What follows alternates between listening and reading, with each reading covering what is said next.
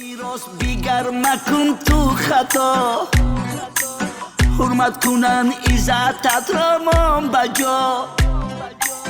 در زمینی پرواز مکن در هوا، دنیا دنیا آه دنیای بی وفا. بس البته باور مکن تو اصلا، امروز بای هستی فردا تو گدا.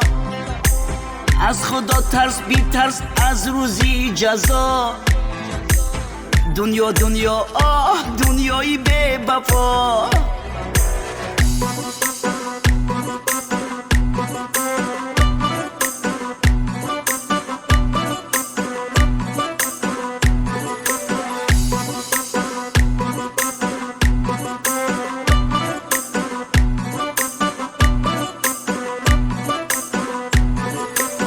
مغرور مشو با این مال و دولتت، امارت تو خانه های سرقوت.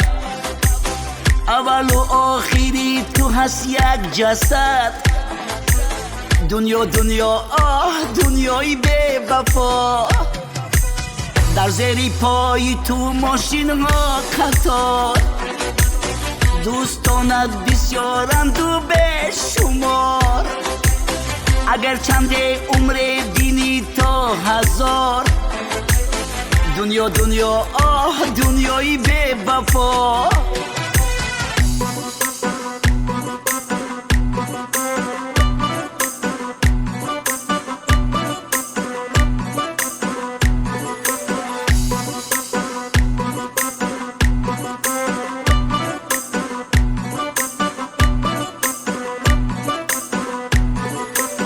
سرپل هستی امروز زبانت گویا، هر کار میکنی میری هر کجا.